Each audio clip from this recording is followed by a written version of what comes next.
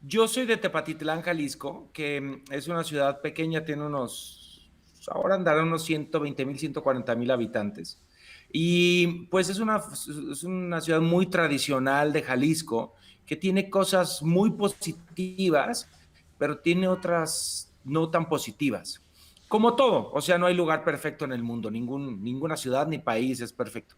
Y pues hay cosas con las que crecí que yo creo que todos pasamos el resto de nuestra vida tratando de defragmentar nuestra infancia y todo lo que aprendimos y de desaprender.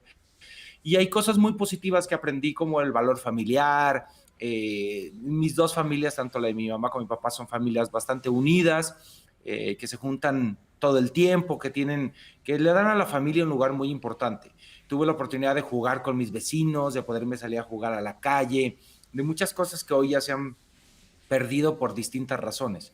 Pero también crecí en un mundo lleno de prejuicios y en una ciudad en donde el chisme era mucho más valioso que la información.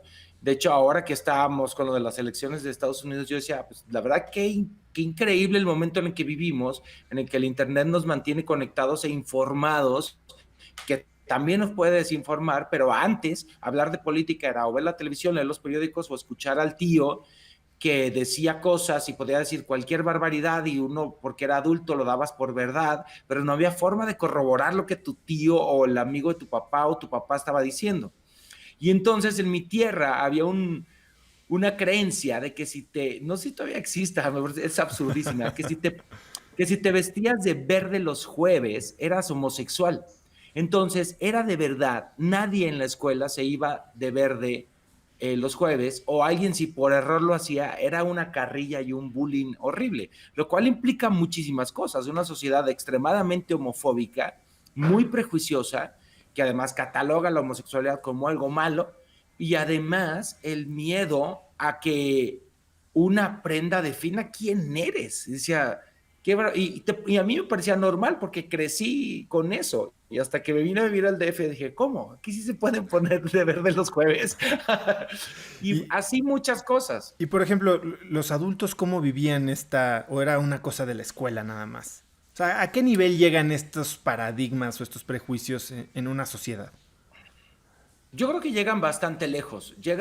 Sí pueden llegar bastante lejos y pueden ser muy arraigados, como el cuento este de la señora que cortaba el pescado, la cabeza y la cola, y que le preguntaban, ¿por qué le cortas la cabeza y la cola siempre? Y dice, no, pues así lo hacía mi mamá. Y le pregunta a la mamá, oye, mamá, ¿por qué le cortas la cabeza y el pescado? Digo, la cabeza y la cola al pescado cuando lo vas a cocinar. Bueno, es que sí lo hacía mi mamá. Entonces le va con su abuelita. Le dice, abuelita, ¿por qué le cortas la cabeza y la cola del pescado? Y dice, es que cuando pues yo cocinaba, pues el pescado no me cabía en la sartén, entonces le tenía que cortar la cabeza y la cola. Entonces, cosas que se heredan, que no sabemos ni siquiera de dónde vienen y solo las repetimos porque alguien, una figura de autoridad como puede ser un padre o alguien importante de nuestra familia lo hace. Sí son prejuicios muy dañinos. Yo crecí con un montón de chistes homofóbicos, misóginos, que los dábamos por normales. O sea, que tu papá se burlar. Si alguien está estacionándose mal y mi papá decía, ay, seguramente es mujer, pues, ay, jaja, qué chistoso, pero luego te das cuenta de lo que eso implica, de decir, ok, entonces una mujer no puede manejar y estacionarse bien. Es un machismo súper, y lo das por hecho, te parece chistoso y dices, es normal, eso es normal. Y así muchísimas cosas. Y hasta que no sales y te das cuenta y te cuestionas y dices, oye, eso no estaba bien. No estaba bien, qué afortunados que ya nos damos cuenta y que lo podemos cambiar. Ahí me gustaría entrar un poquito más a detalle porque definitivamente estoy de acuerdo contigo como, bueno, bienvenido al mundo de las religiones, ¿no? Todos estamos defendiendo y metiéndonos en guerras por cosas que a nadie le constan, ciertamente, y que Uh -huh. simplemente creemos o hacemos porque así ha sido y porque por un tal vez sentido de pertenencia, por un sentido de esperanza, que podrías intercambiar por alguna otra cosa, pero ¿cómo puedes entonces hacer eso que me estás diciendo, que es mantenerte consciente de los filtros que estás usando para evaluar la realidad que según tú existe? Yo creo que hay que abstraerse de cierta forma. O sea, antes significaba salir. Es decir, para mí, y venirme a vivir a la Ciudad de México a los 18 años me sacó completamente de la burbuja en la que yo vivía y me permitió ver otras posiciones y otros prejuicios, de hecho. Y entonces ahí es cuando te cuestionas tu propia manera de pensar. Creo que hoy, gracias a la conectividad, ya no es necesario salir porque puede haber alguien que a través de un podcast, un canal de YouTube o simplemente el Internet te puede llegar a cuestionar o invitar a cuestionarte, aunque esa también es un arma de doble filo. Pero ya hay una invitación a decir, hey, hay otras formas de pensar, la gente creo que ahora está un poco más interesada en otros, en temas como la política, la religión, todo lo que nos dijeron que no hay que hablar, y entonces cuestionas y estas figuras enormes de poder como eran el Estado o las instituciones religiosas están mermando su poder porque la gente de cierta forma está cuestionando. Entonces, por poner un ejemplo, la Iglesia Católica, que es una institución religiosa que encubrió durante décadas abusos sexuales a niños, y esto no me lo estoy inventando, que sí tenían un sistema que protegía. Hay montones de padres, de sacerdotes que no han sido enjuiciados por la ley. La iglesia solamente los cambiaba de lugar, porque la iglesia sabía. Y esto solamente lo permite una sociedad que se calla. Y entonces, hoy por hoy, ya no es tan fácil. Está diciendo, oye, está pasando esto. Y entonces, estas figuras de poder reaccionan y tienen que reacomodar sus sistemas. Eso a mí me parece increíble, la verdad. Sí, pero bueno, ahí también entra el nuevo poder, ¿no? Y no sé si ya viste el documental este, The Social Dilemma, ¿no? Como, Sí, sí. bueno, pues ahora estamos, primero pasamos de estos grandes entidades de poder a medio democratizarlo, ahora transferirle este poder a quien cura la información, porque si bien el Internet nos abrió el mundo, creo que ahora cada día se cierra más el mundo por el famoso algoritmo, ¿no? Nos enseñan lo que saben que nos va a gustar, nos enseñan lo mismo de siempre.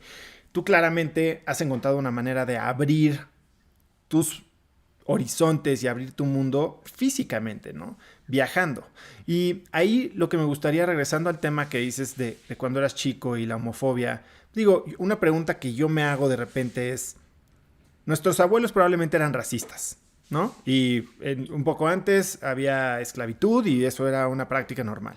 Después para nuestros papás, pues la homofobia era algo normal y chistoso y burlarse era lo correcto.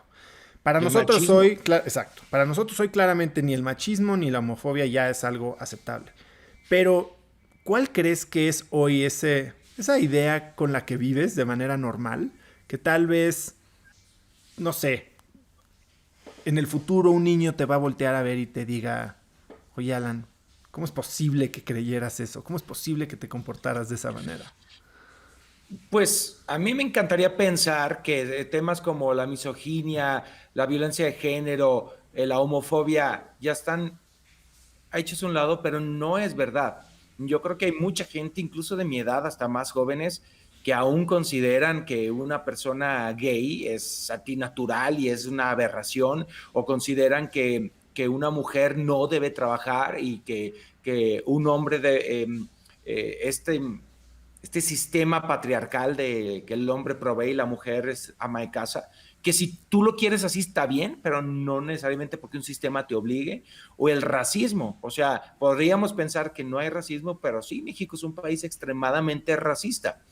Aún falta mucho por trabajar, pero creo que las nuevas generaciones nos van a voltear a decir, oye, no puedo, o sea, probablemente con el tema del consumo animal, que es un tema se está moviendo el veganismo y probablemente quizá lleguemos a un acuerdo en el consumo ético de los recursos animales. Creo que esas las próximas generaciones y también el tema probablemente ecológico, que nos van a voltear a decir, ¿qué chingados, qué pinche planeta me dejaste? O sea, ¿qué hicieron? ¿Qué hicieron? ¿Por qué consumían tanto? ¿Por qué usaban tanto plástico? ¿Por qué desperdiciaban tanto? Probablemente eso nos van a cuestionar.